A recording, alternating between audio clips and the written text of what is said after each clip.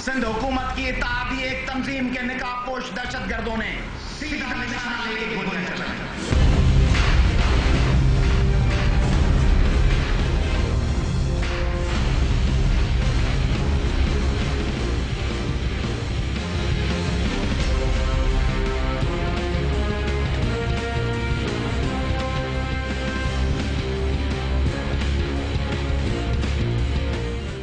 बिस्मिल्लाहिर्रहमानिर्रहीम। अस्सलाम वालेकुम। टारगेट पॉइंट के साथ मैं हूँ आसमा चौधरी। नाजरीन, कराची के शहर की बात करते हैं और शायद इस शहर के बासियों की किस्मत ऐसी है कि इनकी ज़िंदगी में खून ही लिखा हुआ है। चाहे कराची में लसानी फसादात हों, सूबाइयत की हम यहाँ पे लड़ाई देखते हैं, सियासत की लड़ाई देखते हैं, फ़िरक़ावारियत की लड़ाई देखते हैं और उस लड़ाई के नतीजे में कराची के मासूम शहरियों का खून जो है यहाँ पर सामने आता है। और ये वो तावान की सूरत में यहाँ के बासी गुज़िश्ता कई दिहाइयों से अदा कर रहे हैं और इसी जमहूरी हुकूमत की अगर हम बात करते हैं गुज़िश्ता 4 सालों का अगर हम जिक्र करते हैं तो 5,000 से ज़्यादा करीब जो हैं अफराद जो हैं लुक़्मा अजल बन चुके हैं। इस शहर में जो कभी लड़ाई हमने मुख्तलिफ सूरतों में देखी, यहाँ पे हमेशा से निशाना यहाँ के मासूम अवाम ही बनते हैं। और आज ही की अगर हम मिसाल ले लेते हैं, तकरीबन 11 से ज़्यादा अफराद जो हैं अभी तक जाँ बहक हो चुके हैं। जो आज भी एक रैली निकाली गई, सिंध बचाओ तहरीक, इसका मकसद था, लेकिन इस रैली की ये रैली भी सियासत की नज़र हो गई और यहाँ पे जो खून बहा आम शहरियों का, शायद उनका पूछने वाला कोई नहीं है, शायद उनका कोई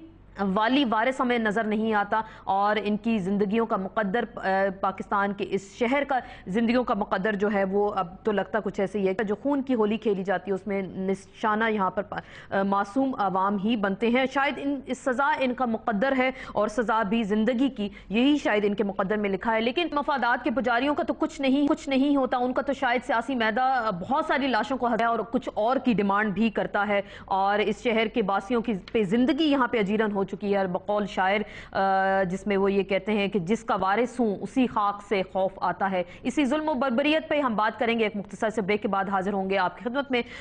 कराची के हालात के हवाले से आज जो कुछ कराची में हुआ उसमें हम बात करेंगे मुख्तसर से ब्रेक के बाद।